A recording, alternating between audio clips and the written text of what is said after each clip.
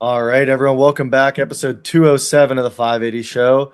Myself, and I'm joined by special guest Carlee Olivera this week. Thanks for joining us.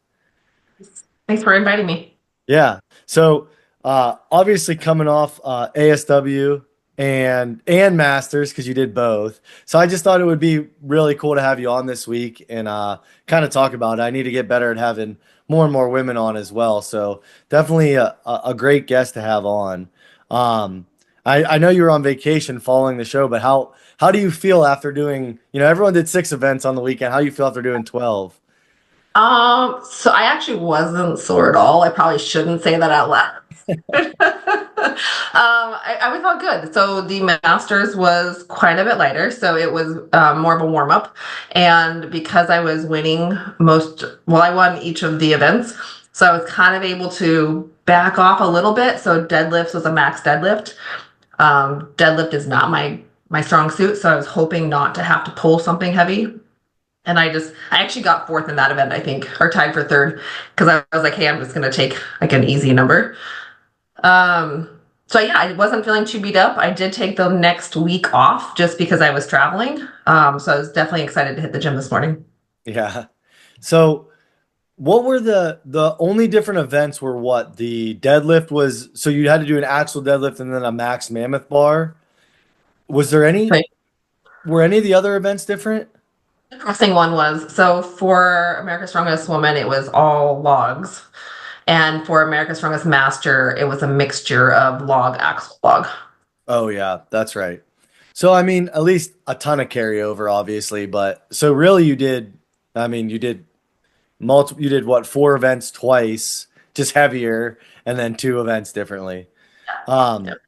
because I think I mentioned to you at the show, but I remember someone telling me they're like, "Well, these weights are too light for the 140 women," and I was like, "Oh, she's actually doing masters in the morning and then Right. ASW." Yeah. I mean, I was obviously there all weekend too, but what did you think of the weekend? It was very well rounded, and I like America's Strongest Woman. I actually have chosen it over OSG the last few years. A couple reasons. The event went very smooth. They had it timed for each event of, hey, we're going to start event two at this time, and they were able to stick to it. I also enjoy having it at an expo. So the last 2 years it was at Olympia, but it's a lot more fun. One, you get the crowd, like a whole bunch of people that have no idea what strongman is, and they get to watch and cheer you on, and you introduce them to the sport. But also you can walk around and check out the booths, and it's kind of a two for one. Yeah. I don't know about you, but I was super impressed because this year was the first year they had that expo, the Fit and Flex.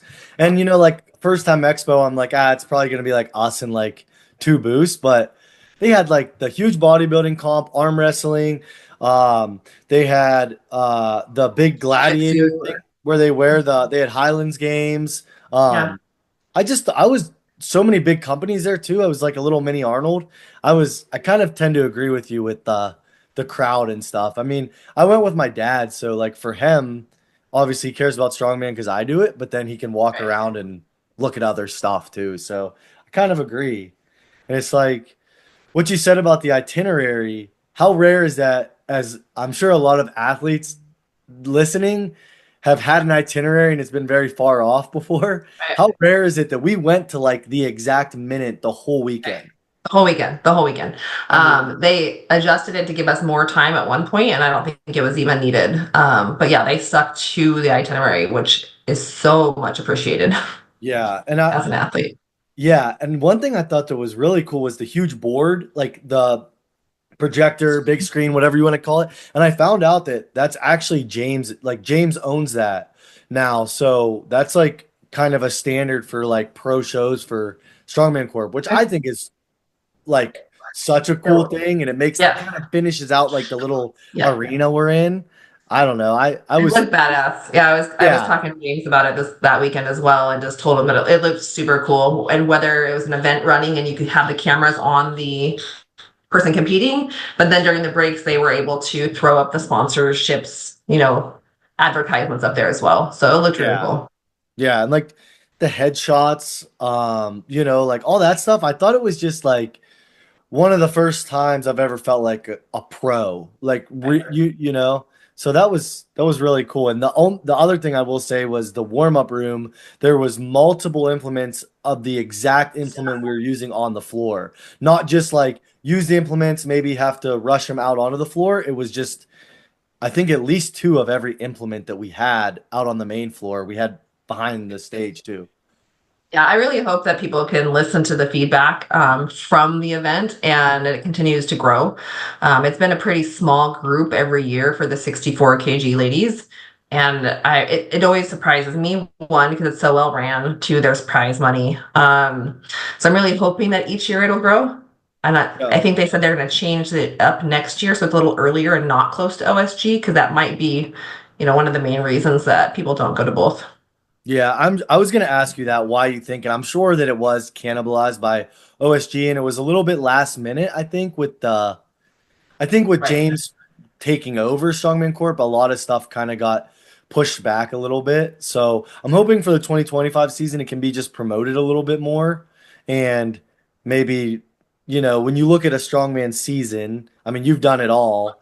Like maybe just have it a little bit more spread out, like you said, I think will help. Mind comps being back to back, but that's just me. Most people, most Yeah, people want some no. good breaks. So what do you Um, walk around at typically, if you don't mind me asking, because you are what's 64 kilos, like 41. Yeah. 141. So hmm how are your cuts typically? I'd stay about 150. So if I can sit around 150, 152 without dieting, then I know that I'm in a good spot. And that's definitely my preference. Because then if I do, cut back on carbs or, diet down for a few weeks, so I'm sitting at 150, that's usually where I start my weight cut. This weight cut didn't go as planned. And I was one day out, I was sitting at 150. So I did a full 10 pounds in the last 24 hours. Oh wow. Now, do you prefer sauna or baths when you do it? If it's a sauna available, I would prefer. I'd prefer a hot tub because I hate my face getting hot around it. So I hate the sauna. But sauna is going to be easier than a bath. So if there's one available, I honestly didn't even look for one. Yeah. If it's available or if I know about it, I'll jump into it. But bath works just fine for me. Yeah. Yeah, I always ask weight class athletes we have on because I feel that it's like very 50-50. I prefer sauna just because to me it's easier. But Right. some people love baths. I've done them before and I don't know. I'm not as big of a fan. So I was just I curious hate the 'cause- heat. I hate the heat yeah. around my face. So a bath Yeah. is or a hot tub is preferred. Yeah. Some people say they get loopier in a sauna, but I get a lot loopier from a bath. I don't know. Okay. I start hallucinating. I don't know. It's like I just think it's interesting how much different it is for everyone. Mhm. Like there's so many different ways to do it. But so you won masters in ASM and you have a really long list of accomplishments in the sport. And I know when you did USS Nationals, you did it at 132. Theirs is 132 before, right? So you've Mhm. actually cut below 140 or 64 kilos as well. So for that one, I actually knew that I had to lose quite a bit of body fat in order. I couldn't just do a weight cut or water cut to get that low. So I hired a water cutting person. I hired a bodybuilding coach, and I was like, "Hey, I need you to prep me for a bodybuilding show." So they prepped me a full bodybuilding prep. I did the USS Nationals one weekend, and the very next weekend, I did a bodybuilding show. That's incredible. Now, did you like so when you did the training, when you were training, you were still, I assume, doing some strongman stuff, right? And then you Strongman. I just still had Terry doing all my programming. oh, okay. And you just I like just yeah, okay. I just had the other coach doing my nutrition and my cardio. Oh, okay, gotcha. So you did a body. I have on my list that you've done a bodybuilding show, but so you actually trained. Now you dieted as a bodybuilder, but you trained kind of more as a strongman. That's that's really cool. How do you feel it worked? Well, I think that if you're doing a true bodybuilding show, like what you're going to accomplish in the last 2 months, which is your prep, you're not going to be putting on a ton of muscle because you're cutting. So really, a bodybuilding prep is about losing weight. It's really the off season where you're doing more of a bulk and putting on muscle. So it didn't really matter how I trained as long as I was training and I was getting all my body parts hit. It didn't matter if I was training strongman style or bodybuilding style because the focus was on retaining muscle, not building muscle at that point. That's really cool. So have you done any other outside of strongman or bodybuilding? Have you done anything else? Like jumped into really?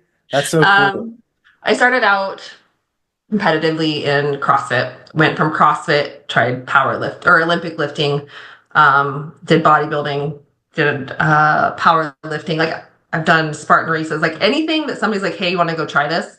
Like I sign up for. My first strongman comp. I signed up on a Wednesday and I competed on Saturday. Like I didn't train for it. Like I Yeah. just And jump into stuff. when was that? Probably 2018. Okay. So you've been around for quite a while. Um and one thing I think is really cool, and I'm sure that you get a lot of comments and hate and stuff because you're jacked and you're a natural athlete. I think, however you take it, but I think it's almost like a compliment that people think you're on stuff. But Yeah. you did the natural strongman worlds this past summer and did really well. What was that like? And because I think it's cool that I think it's gaining a lot of traction. Ready? This year they had Hmm. 18 countries. Um, Always been something in the back of my mind. I'm like, as a natural myself, I'm like, it's crazy to me that this doesn't exist yet. But I guess if federations are admitting that they're not drug tested, if there's a drug tested option, you know what I mean? So Yeah. yeah, Yeah, for me, I really hope it continues to grow. So the year won my pro card 2020, there was a comment made by another competitor that she wasn't looking to go pro because she wasn't willing to do what it took. She wasn't talking about the hard work. She was talking about like drug use. And so that kind of hit me. Like I want them to know that you don't have to do steroids in order to compete at a high level. I understand that everybody's body is different. I have high testosterone. Actually, it's average now. 5 years ago, it was considered high, but um, that I have naturally. So that's something that's kind of in my deck of cards that not everybody's going to have. But the more we can continue to promote it, like I didn't even get first at naturals. Like I got third. So it's right. not like I showed up and blew everybody away. Like there's some strong athletes out there that are natural. And I love the fact that we can promote that and everybody around can know that they can get into the sport, they can do well, they can compete at the highest levels, and they don't necessarily have to go that route. Yeah. And I definitely think it's cool because I think there's a stigma around strongman that's like you have to be this huge burly man or woman, and I just don't even know if people understand there's weight classes. And I definitely do think like us being both lightweights that it is easier to be natural because Yeah. you could if you're on steroids you can only Go up. pack on so much, Yeah. Right, but right. to your point about natural worlds is I heard people say like, oh, it won't be competitive. And the cool thing I thought about my class was there was three guys that did it that made the finals at OSG. And like making the finals at OSG is I Right. think that's like your top in the world. And to see those guys and the women like yourself like leading by example, I think is really cool. It's overseas too, which I think is cool because everything I always feel bad. Obviously, we're lucky, but everything is comes over here. So I think it's cool to have a worlds over there as well, It you was a good know. excuse for a vacation. Yeah. Yeah, Oh, I no, for have to go over sure. there for a Yeah. competition. So where was it? Ireland? What was it like? Now I assume that's pretty like English. Everything was pretty like English and easy, Easy. but Yep. what did you find was like when you went over there? I don't know how early you went over, but how hard was it from like an athlete perspective to go like overseas for you? It wasn't a big No, deal. I mean, everything that I eat, I mean, finding egg whites was fine. I think we actually had to use eggs instead of egg whites, but finding oatmeal is easy. Like it's all the basic foods was easy. So it wasn't a big deal. yeah, that's cool. I always ask because I've never got the opportunity yet to go overseas. So I always like to pick people's brains because some people get really flustered by travel and some are like you. They're like, man, never. Never Yeah, bothered I me. should have. I threw an extra day in there for travel versus what I would normally do, and I'm glad I did that. There was a few people like if you get kind of messed up with your time zones, and it takes you a while to adjust, you would definitely want to account for that. I feel like I don't have a set schedule. I go to bed every night at this time, wake up at this time. Like it's pretty variable. And so we just, when we got there, we just were like, okay, we haven't slept, but we're just going to stay awake until it's time for bed and get back onto a routine. And it worked pretty well. Yeah, that's awesome. I think too, overseas is you see random freaks pop up because like there are people that just are plenty capable to compete at like OSG or something. They just financially don't want to make the trip, which I totally understand. So thought it was cool to see a lot of awesome performances at naturals and be like, I've never heard of that guy or girl. And they're just I didn't know anybody I competed against except for the first person, like the girl that got first. But everybody else, I didn't recognize any of the names yeah. until I I was there. think I think you and Mason who won the lightweights were the only two Americans to podium. And so that was cool to have American representation. Right. So you've done nationals in both feds. You've done ASW, Natural Worlds, OSG, when it was Clash on the Coast, PSL. Have you done it since it's been PSL? PSL. I thought so, and I think you did it up a class too, if I remember correctly. Yeah, I went to the 82 kg. Yeah. So what have been like your favorite experiences so far? Do you have like a couple memorable ones? So I would say setting the world record in the axle clean and press. During training, it wasn't even like something I was going for until I realized it was at the comp I was going to. And I was like, hey, we should try just for fun. About a few weeks out, I was training and I actually tore my bicep tendon. And so I went and got it checked, and they're like, oh, yeah, there's a tear. I was like, can I compete? They said, yes, but as soon as you rupture it, then you have to get surgery. Okay. So I went, I had to switch my axle grip to the other side for my continental clean, but I was still able to clean and press the bar and set the world record, even though my bicep tendon was torn. Wow. And then during stones at that competition, I went to pick up a stone and it ruptured. So I did have to get surgery, but I set the world record. So that was one. PSL was aired on ESPN. So that was another one. Just 'cause I had people that were like at a bar here locally, like you're on TV, or we had a partner at my work was like watching it with his daughter, had no idea I was on there, and he saw me, and so like just random people that saw me on ESPN, that was pretty cool. And then I would say always having it at the Olympia was always a fun event as well. Yeah. Yeah, that's cool. Um, and you're a woman in a predominantly like a male dominated sport. Still statistically. I mean, there's plenty of women that do it, but obviously there's a lot more men. What do you what are some like when you're talking to females who want to compete, what are some like stigmas or some like apprehension they have to do it? Most of the people that I would try to introduce to it, they just do bodybuilding. I don't say just bodybuilding is its own thing, but you go in and you do sets and reps, and it's very controlled. And then as you age, it gets harder to do things that are outside of that set and reps. So if your shoulder hurts, it's a lot easier to do something that's controlled by a machine versus going in and trying to press a log. So I'd say that's at least as I'm getting older, that's where people get nervous is they're just afraid of injury. Um, if you go in and you do normal gym workouts, it's a lot more controlled and you can avoid things that hurt. Whereas, if your back hurts and you're picking up a keg or whether you're trying to press a circus dumbbell, like there's just a lot more variables involved. And so if you have any sort of injury already, it's going to be a lot easier to re-injure yourself. Yeah. Which is something I feel like a lot of people don't talk about. It makes a lot of sense when you say it like that is everyone outside of it has a life. Well, like you have kids, you have a job that has physical, and it's like, man, if I like tear my ACL because I was doing strongman, how much is that going to affect my outside life? Never really, I mean, that makes a lot of sense. And then, you know, what do you, to get more women involved? because like even like participation this past weekend, and we talked about it. I mean, I do think a lot of it is OSG being that close because your class, I think it's your class is probably the most popular one in strong woman. I think. I might be, I mean, I have no stats to back that up, but it seems like it's always a popular class. It's Um, a very competitive class, and the girls frequently will go up in weight classes. Even though they're in the 64 class, they'll go up a weight class and still perform really well. So it's a yeah. very competitive class. What do you think needs to happen to get more women involved? Or does it just take time, like as it continues to grow?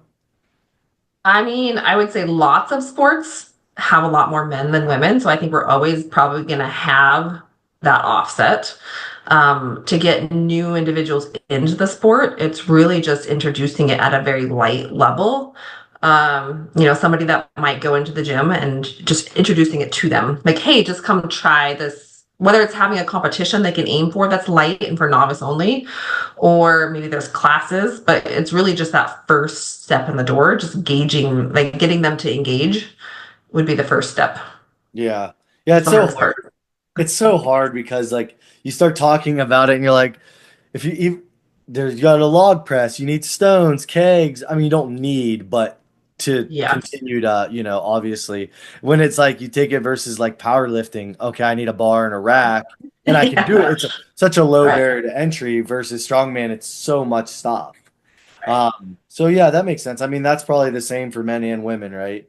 Just Yeah, it make is. it more So accessible and I mean, I do think we do a good job of being friendly for the most part. So at least at like the surface level, I'm sure there's a lot of drama in every sport, but at the surface level, strongman is super friendly. I've found always. So it uh, is even more so than most more than like bodybuilding, which you can get a little bit of an attitude with, or a yeah, little bit of a competitiveness.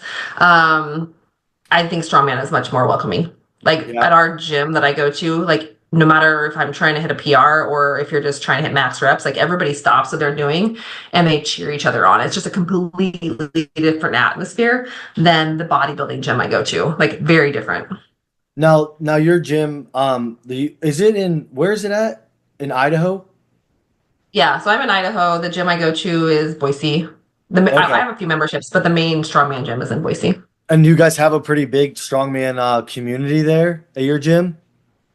There's a couple of different gyms, so there's a little bit of variety, so that's nice. But yeah, it takes a little bit of travel to get to the one main one. Yeah.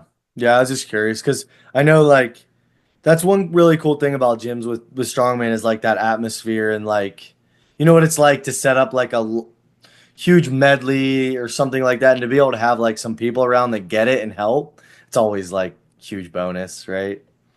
Exactly. Um so we've talked about kind of like everything you've done as far as all the different shows and some accomplishments and stuff. What do you have any goals that are still, I'm sure you probably do, but do you have any like that come right to mind that you still want to tick off or haven't got the opportunity to do yet?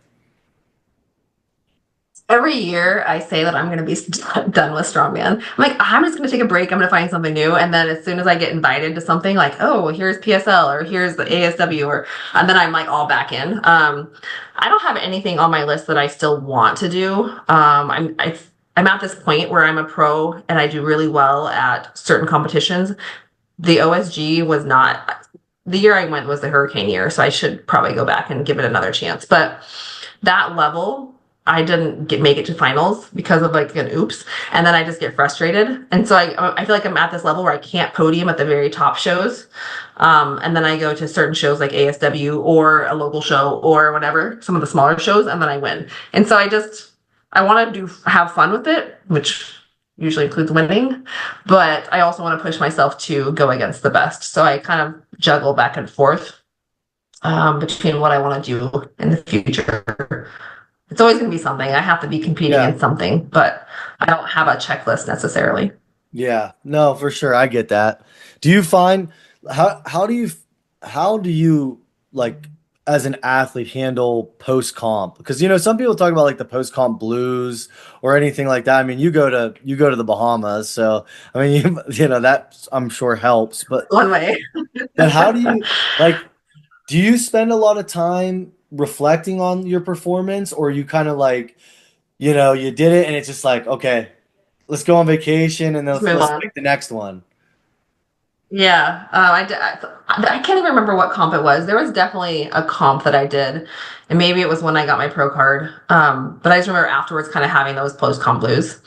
But generally, I'm just right back at it. So I do schedule, like right now, I don't have anything in the future that I have on my radar. But generally, like I do a lot of comps. Like I'll do one a month or back to back weekends or whatever. So it's usually if like one was not great, I'm like, shake it off, move on to the next one. So I'm usually at the gym the very next day and back to training, following Monday.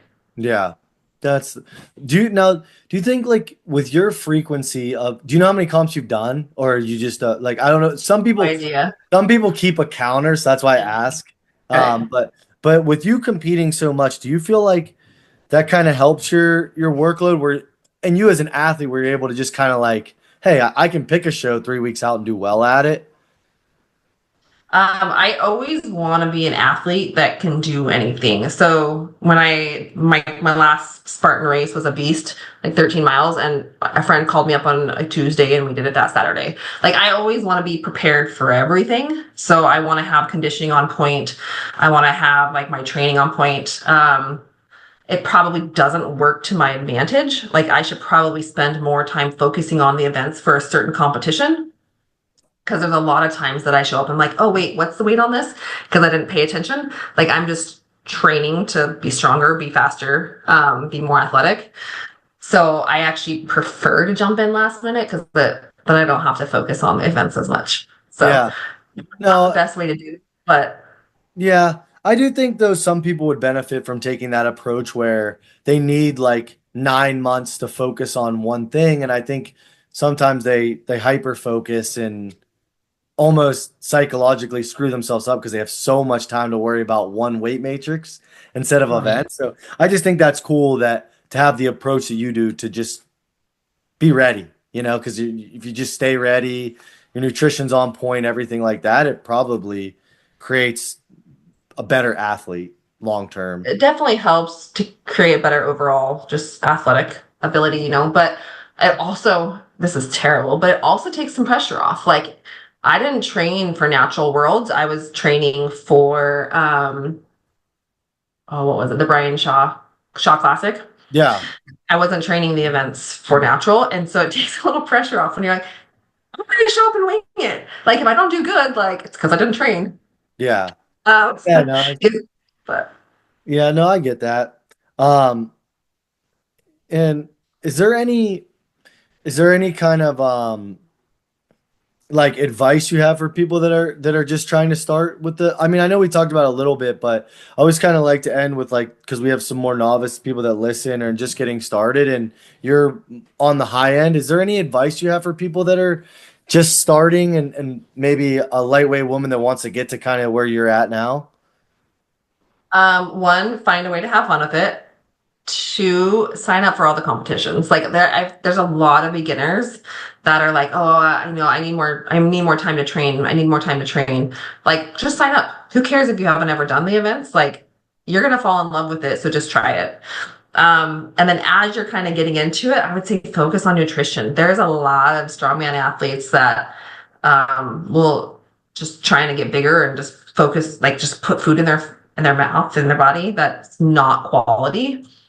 um Focus on the nutrition because you're an athlete overall. Like that's the goal, right? Is to be an athlete and be able to do all the events and do them well.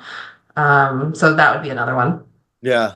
I think it's kind of cool and you might have really seen this evolution too, but when I started in strength sports, it was always that old school mentality of just like eat until you're sick. And I think it's kind of cool how the worms kind of turned and it's like people are putting a lot more emphasis on like food quality, and just paying a lot more attention to it. So I'm really happy that you mentioned that. That's a really good point. I think that it's important, and I think that most people don't think about it. So it's funny to me when people.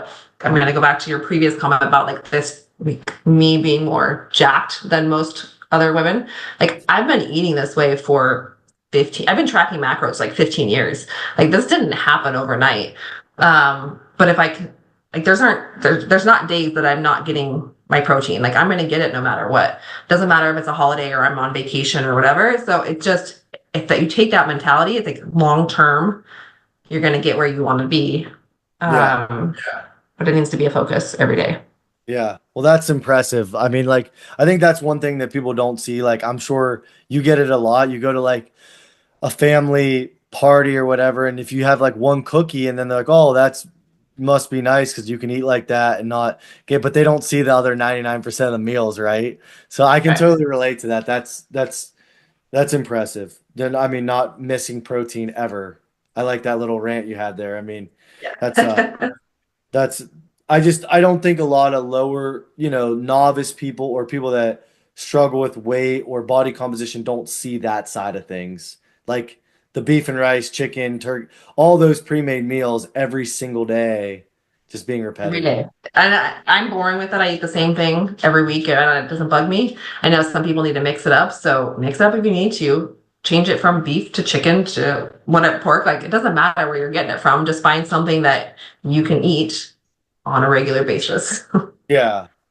Is there I know you have some sponsors that support you with like Cerberus and I know you have a supplement company. Is there anybody you want to kind of shout out, mention anything? I mean, it doesn't have to be a company, but any Yeah. companies that help you along the way and people as well? Yeah, I've got a good group of sponsorships that keep me going.